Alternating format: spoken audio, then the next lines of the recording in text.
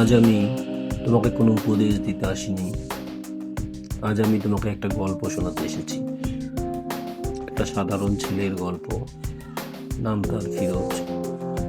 ফিরোজ খুব আলাদা কেউ না। সে কোনো মহান মানুষ ছিল না। সে শুধু একটু ক্লান্ত ছিল নিজের জীবন থেকে।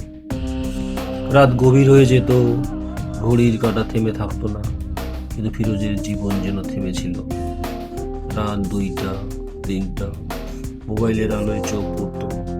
মনে হতো আর একটু দেখি, আর একটু। সকালে ঘুম ভাঙতো দেরিতে। দিন শুরু হতো অপরাধ বোধ দিয়ে। মনে মনে সে বলতো, আজ থেকে সব বদলাবো। কিন্তু দিন যেত, তারপর আরেকটা দিন, আর বদল সেটা আর আসতো না। বন্ধুদের সাথে আড্ডা, ঘন্টার পর ঘন্টা কথা, মাঝে মাঝে গুটগান, মাঝে মাঝে নিজের উপর রাগ।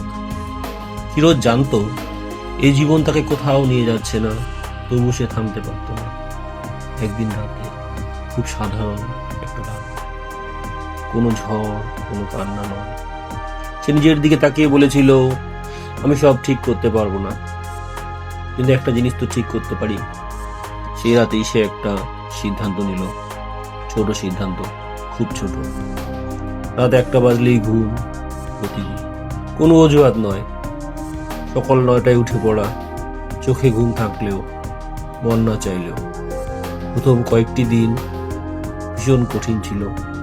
অ্যালার্ম বেজে উঠলে মনে হতো আজ না উঠলেও চলবে, কিন্তু ফিরোজ উঠত। কারণ এবার সে নিজের সাথে মিথ্যে বলতে চাইছিল না।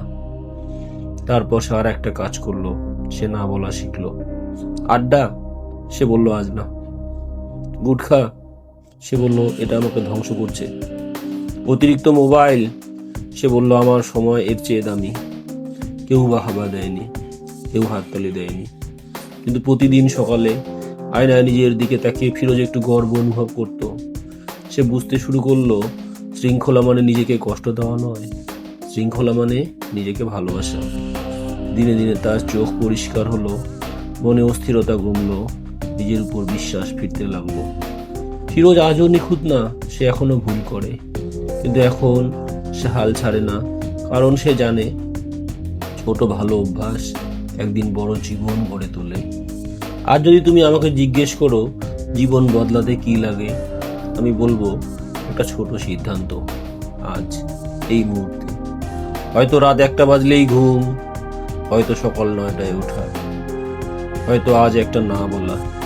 কারণ কে জানে, আগামী গল্পটা হয়তো তোমার নামেই লেখা হবে।